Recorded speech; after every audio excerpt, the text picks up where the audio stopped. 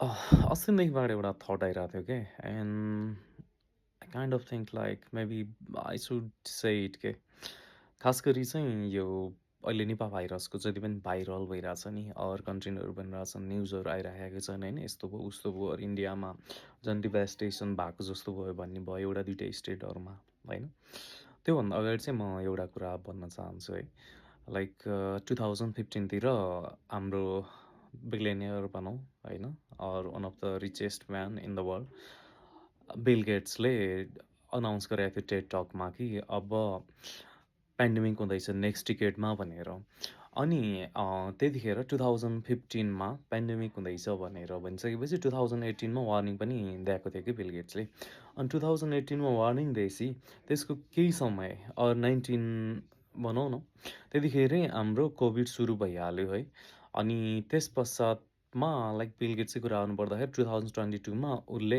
How to prevent next pandemic भनेर book पनि निकालेको छ 2022 भने लगभग रिकभर हुने फेजमा भनौँ न कोभिडदेखिबाट अनि त्यो जुन पिरियड भयो 19देखि 21सम्ममा त्यसमा धेरै ठाउँमा लकडाउन भयो के अर नेपाल मात्र नभएर वर्ल्डभरि होइन अब म्याक्सिमम् ठाउँहरूमा चाहिँ डब्लुएचओको स्ट्यान्डर्ड फलो गरे लाइक युके अस्ट्रेलिया इभन नेपालै पनि होइन अनि एउटा कम्पेरिजन गर्नुपर्दाखेरि लाइक अस्ट्रेलिया युके युएसए भनौँ होइन युएसएले नि त्यति धेरै गरेन ट्रम्प हुँदाखेरि एउटा पोइन्ट मैले नोटिस गरेको जस्तै हाम्रो लकडाउन चाहिँ किन टु मच भयो भन्ने कुरा के हो डब्लुएचओले फन्डिङ गरेको छ डब्लुएचओले धेरै सपोर्ट गरेको छ नेपाललाई आई डु अन्डरस्ट्यान्ड द्याट के बट त्यो लकडाउन नेपालले सस्टेन गर्न सक्नेवाला थियो त was that a correct choice भन्ने लाग्छ कि मलाई हाम्रो पोलिसी मेकर त्यतिखेरको मिनिस्टर अर गभर्मेन्टमा जे जति थिए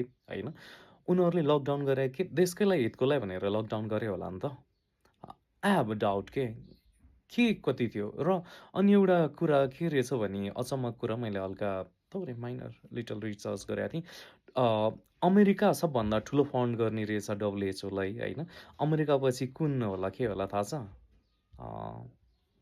gets Bill and Melinda Gates foundation छ क्या भन्नुको मतलब अलमोस्ट लाइक $500 million त डब्लुएचओलाई फन्डिङ गरेको रहेछ अनि एउटा क्वेसन मलाई आयो बिल गेट्स उनीहरू फाउन्डेसनले फन्डिङ गरेको छ डब्लुएचओले भनेपछि कि उनीहरूको इन्फ्लुएन्स भएन होला लकडाउनहरू गराउन या लकडाउन भइरहनु पर्छ यस्तो हुन भन्नलाई अनि जस्तै धेरै ठाउँमा अझै पनि छ नि यो प्रोपोगन्डा हो अर लाइक भाइरस पनि ल्याबमा प्रड्युस गरेको भन्ने कुरा अझै पनि छ not sure what is the truth होइन अनि डिपपुलेसन एजेन्डाहरू भन्ने पनि छ पपुलेसन धेरै भयो त्यसलाई कन्ट्रोल गर्ने भन्ने पनि छ अब के होला आफ्नो ठाउँमा छ त्योभन्दा पनि यो लकडाउनसँग रिलेटेड टपिक भन्न खोजेँ मैले भाइरसहरूसँग भन्दा पनि कोभिडको बेलामा कोभिडले धेरै मान्छे मरे फर स्योर तर कोभिड बेलामा कस्तोसम्म पनि कोभिडले मान्छे मरेर भन्ने भयो भन्दाखेरि मान्छेहरूको डेथ आइसकेका छ होइन अरू नै कुनै भएको छ सिचुएसन तर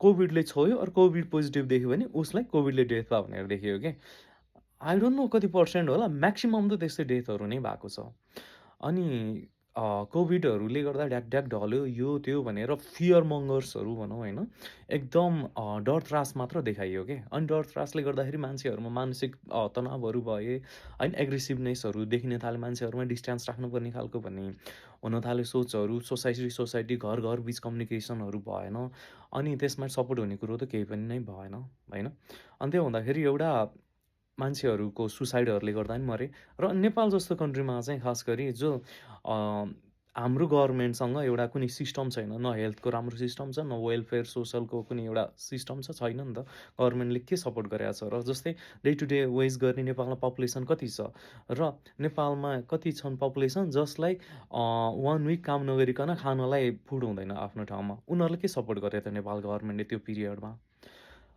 मलाई लाग्छ यो फुडहरू नभएर अरू हङ्गरले यति मान्छे मऱ्यो कि लेखाजोखा नै छैन कि अनकाउन्टेबल नै छ कि अनि यति कोभिडले मऱ्यो उति कोभिडले मऱ्यो भन्ने चाहिँ रेकर्ड गरिरहेको छ अरूले मऱ्यो नि कोभिडकै भने जस्तो खालको देखा जस्तो हुन थाल्यो भनौँ त्यही अनुसारले अनि लकडाउन टु मच गरिरहेको छ नेपालले सस्टेन गर्ने नगरी नि केही मतलबै छैन जेडब्लुएसओले भनेको छ नेपालको अप्पर गभर्मेन्ट जस्तो मानेको छ होइन ट्रम्पको मलाई एउटा कुरा मन पऱ्यो कि अरू एउटा काम मन पऱ्यो उसको धेरै नराम्रो कुरा होला, मेबी नराम्रो मान्छे हो। तर उसले 2026 अस्ति साइन गर्यो पनि डब्ल्युएचओबाट आउट भयो केही दिन अगाडि नै होइन। त्यो मलाई मन पर्यो के हो। नेपाललाई डब्ल्युएचओ चाहिन्छ, इट्स अ डिफ्रेन्ट थिङ, युएसएलाई नचाहे पनि। बट भन्न खोजेको चाहिँ मैले के हो भन्दाखेरि नेपाल कन्ट्री नै अरूबाट कन्ट्रोल भइरहेको छ त्यस्तै सिचुएसनमा सपोर्ट गरिरहेको छ होइन। अब जस्तै डब्ल्युएचओकै कारणले गर्दा होला एडिबीले एसियन ब्याङ्कले मिलियन्स डलरको लोन सपोर्ट गरेर भ्याक्सिन ल्याएको छ होइन। मिलियन्स डलर नै स्पेन्ड भएको छ, अझै पनि नेपाल त्यो लोन पे गरिराखेको पिरियडमा छ भनौँ न। अनि जस्तै चाइना, युएसए, अर्कै भ्याक्सिनेसन कम्पनी अरू इन्डियाहरूले पनि धेरै भ्याक्सिनेसनहरू सपोर्ट अर डोनेसन गरे है। अब त्यो भए पनि एउटा देखाउने कुरा हो। सबभन्दा ठुलो कुरो भने अझै पनि एउटा क्वेसन रहन्छ, त्यो भ्याक्सिनेसन इफेक्टिभ थियो होला? मैले पनि भ्याक्सिनेसन लगाएँ होइन। अझै पनि भ्याक्सिनेसन त्यो 100% ठिक गर्ने खालको थियो त? थिएन नि होइन। र त्योभन्दा पनि अझै त्यसले केही साइड इफेक्ट गरिरहेछ भन्ने कुराहरू पनि उठाएको छ। अब अफकोर्स धेरै कुराहरू यस्तो कुराहरू चाहिँ धेरै माथिबाट कन्ट्रोल हुने हुन्छ। त्यो भएपछि फ्ल्यास हुने अरू त्यो रिसर्च लेभलमा आएर गरिरहने भन्ने कमै नै हुन्छ। बट डिस्पाइट द्याट मैले पोइन्ट उठाएको चाहिँ यो लकडाउनहरूको के अब निप्पा भाइरसहरू नि फैलेर जाला आउला होइन। के पहिलाको जस्तै लकडाउनहरू गर्न आवश्यक छ त? पहिला सुरु जस्तै अब क्वारेन्टाइन सेन्टरहरू नेपाल गभर्मेन्टको थियो, अहिले के कति म्यानेज छ त्योहरू म्यानेज गर्नलाई हुनसक्छ। र अब गभर्मेन्टले कहाँ कहाँ कुन कुन ठाउँमा कसरी लकडाउन गर्दाखेरि बेटर हुनसक्छ भनेर अहिलेदेखिबाट स्टेप्स हाल्न सक्छ नि त होइन। त्यो गऱ्यो भने बेटर होला जस्तो लाग्छ।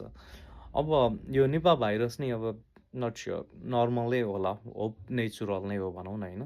अब नेचुरल डाइजेस्टरको रूपमा ल्याउने एउटा पेन्डेमिक नै नट म्यान मेड सोचौँ होइन। अब म्यान मेड हो होइन, not sure, we are not the one to decide that one है। अनि त्यही कस्तो हुनुपर्थ्यो जस्तो लाग्छ भने मलाई टर्कीको कन्सेप्ट मन परेको थियो कि टर्कीले चाहिँ पार्सियल्ली टाइपको लकडाउन गर्यो। अरू एज ग्रुपहरू बेस अनुसारले अरू क्राउडहरू धेरै हुन नदिने होइन। कम्प्लिट लकडाउन भन्ने गरेन क्या नेपालको जस्तो। नेपाल इन्डियामा एकदम कम्प्लिट गर्यो, युकेहरूको जस्तो फलो गर्यो के। युकेहरूले त सबै कुरा प्रोभाइड गरिराखेको थियो जनतालाई, नेपालमा त्यो त थिएन नि। भनेपछि डु अर डाई टाइपको कोही। अनि अर्को सबभन्दा वर्ल्डमा बेस्ट भनेको स्विडेनले गरेको थियो कि स्विडेनमा त्यहाँको पोलिसी पनि रहेछ होइन, फ्री मुभमेन्ट एक्ट के भन्ने खालको रहेछ, जहाँ त्यो अब्लिगेसन नै हुँदैन रहेछ कि। त्यही भएर उनीहरूले बरु गाइडलाइन्सहरू दियो, रेस्टुरेन्ट पबहरू नि खोल्यो, but table order only, just 1 person मात्र टेबलमा बस्ने या यस्तै यस्तै खालको मात्र के हो। मैले स्विडेनको जस्तै हुनुपर्छ भनेर भन्न खोजेँ होइन, किनकि त्यहाँका हाम्रो भन्ने हो नेपालको मान्छेहरूमा अवेरनेस हुनु र उहाँमा हुनुमा अलिकति फरक नै छ। हाम्रो एसडिआई पनि लो छ, त्यो भएपछि हाम्रो पपुलेसन नै धेरै पिछडिएका छन् र म्याक्सिममहरू धेरै अवेरनेस नै छैन भनौँ न, यसरी सोचौँ। अनि त्यहाँ धेरै अवेर भएका सिटिजन्सहरू पनि छन्, त्यो हुँदाखेरि प्रब्लम पनि नहोला। बट लकडाउन टु मच गर्नु हुँदैन भन्ने चाहिँ मेरो थट हो क्या। अरू भोलि पर्सि फ्युचरमा यो निपा भाइरस समथिङ केही त्यस्तै खालको भइहाल्यो भने, जस्तै अब बिल गेट्सले भने जस्तो मेबी नेक्स्ट पेन्डेमिक भनेको लाइक 2015मा उसले पहिल्यैदेखि हाइपोथाइज गरेको होइन। अब 2025 पछाडि 26मा हुने भन्ने होला, अरू मेबी ओस्ट डाइजेस्टर नै हुन्छ भन्ने हुनसक्छ। बट त्यो चाहिँ एकदम एब्सर्ड लाग्छ क्या। त्यो भएपछि प्रिपेयर हुनु पऱ्यो नेपाल गभर्मेन्ट। नेपाल गभर्मेन्टले कसरी सल्भ गर्ने, कसरी फेस गर्ने भनेर अगाडि जानु पऱ्यो क्या। Thank you.